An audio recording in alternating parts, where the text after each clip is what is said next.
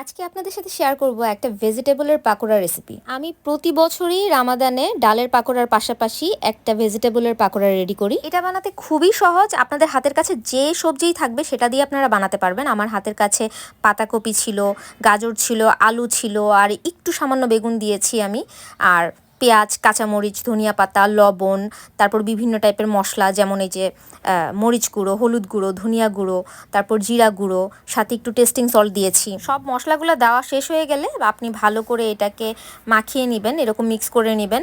আর আমার বাটিটা মনে হয় ছোট হয়ে গিয়েছে, মানে সবজি বেশি হয়ে গিয়েছে, বাটিটা ছোট হয়ে গিয়েছে। এই পাকোড়াটাতে একটু আঠালো ভাব আনার জন্য আমি চালের গুঁড়া দিয়ে দিলাম 2 টেবিল চামচ, তারপর বেসন দিয়ে দিলাম 2 টেবিল চামচ, তারপর আমি 1 টেবিল চামচ ময়দা দিয়ে দিব। চালের গুঁড়াটা ইউজ করলে অনেক ক্রিস্পি হয় এই পাকোড়াটা। এটা দিয়েও ভালো করে আপনারা মাখিয়ে নেবেন। যদি একটু পানির প্রয়োজন হয় একটু পানি হলেও দিয়ে দিবেন। পানি মনে হয় না প্রয়োজন হবে, কারণ সবজি থেকে পানি বের হয়। এই পাকোড়াটা কিন্তু খেতে অনেক মজা। এটা যেহেতু পুরাটাই ভেজিটেবলস, অন্য কিছু নাই এখানে, সো এটা আপনারা বাসায় করে দেখতে পারেন। এটা খেতেও মজা এবং মুচমুচে হয় একদম। অনেক সময় আছে না যে ডাল বাটা শেষ হয়ে গিয়েছে, আবার নতুন করে ডাল বাটা করতে হবে, সেক্ষেত্রে আপনি ঝটপট কিন্তু এই সবজির পাকোড়াটা করে নিতে পারেন।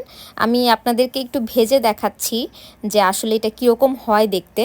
আমার ইফতার আইটেমে আমি ডাল বাটার পাকোড়াটাও রাখি এবং এই ভেজিটেবলস পাকোড়াটাও রাখি। আমার মতো এইভাবে কে কে ভেজিটেবলস পাকোড়া বানান কমেন্ট বক্সে জানাবেন। যাই হোক, আমার আজকের ভিডিওটি কেমন লাগলো কমেন্ট বক্সে জানাতে ভুলবেন না, আর প্লিজ আমার পেজটা ফলো করে দিবেন। আর আজকের ভিডিও এই পর্যন্তই, নেক্সট ভিডিওতে আবার দেখা হবে। আল্লাহ হাফেজ।